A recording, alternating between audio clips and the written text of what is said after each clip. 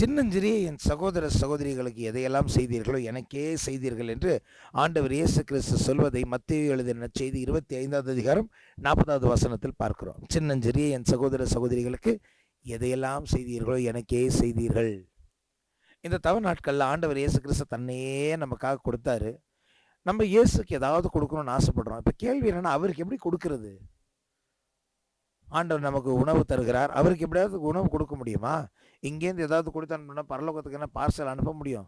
அதனால தான் ஆண்டவர் இயேசு சொன்னார், எனக்கு ஏதாவது கொடுக்கணும்னு நினச்சிங்கன்னா சின்னஞ்சிறிய என் சகோதர சகோதரிகளுக்கு கொடுங்களேன்.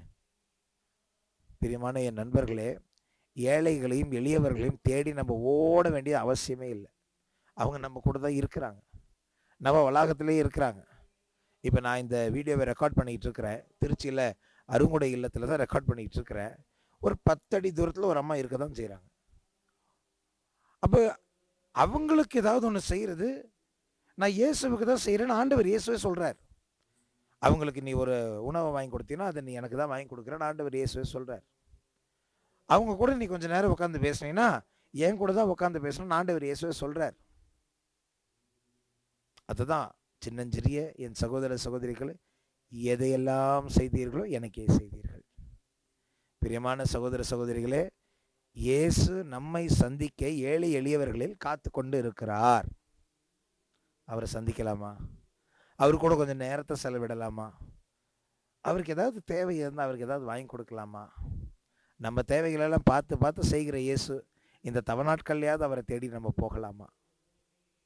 நல்லா புரிஞ்சுக்கோங்க.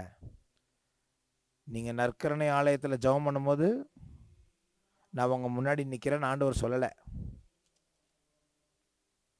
நீங்கள் நவநாட்கள் ஜெபிக்கும் பொழுதும் சிலுவை பாதை செய்யும் போதும் நான் உங்கள் கூடவே நடக்கிறேன் அப்படின்னு அவர் சொல்லலை. நீங்கள் சிலுவை பாதை செய்கிறது எனக்கு ரொம்ப பிரியமாக இருக்குது அப்படின்னு ஆண்டவர் சொல்லலை. இதெல்லாம் நம்ம செய்கிறோம், நம்மளுடைய பக்தியை காட்டுறதுக்கு நம்ம செய்கிறோம். ஆனால் ஆண்டவர் இயேசுவே சொன்னது என்ன தெரியுமா? சின்னஞ்சிறிய என் சகோதர சகோதரிகளுக்கு எதெல்லாம் செய்கிறீர்களோ எனக்கே செய்கிறீர்கள்னு சொல்லியிருக்கிறார். அவர் சொல்லாததெல்லாம் இவ்வளோ செய்கிறோமே, அவர் சொன்னதை கொஞ்சமாவது செய்ய வேண்டாமா? இந்த தவச நாட்களில் அதுக்கு ஏதாவது வாய்ப்பு இருக்கான்னு தேடுவோம். கொஞ்சம் கண்ணை திறந்து பார்த்தாலே தெரியும். நம்ம வீட்டை சுற்றி நிறைய ஏழைகள் இருக்காங்க, எளியவர்கள் இருக்காங்க. அவங்களுக்கு எதையாவது செய்து இயேசுவுக்கு நம்மளால் ஆன ஏதாவது ஒரு உதவியை செய்யலாமே. அதற்காக வர வேண்டி ஜெபிக்கலாமா?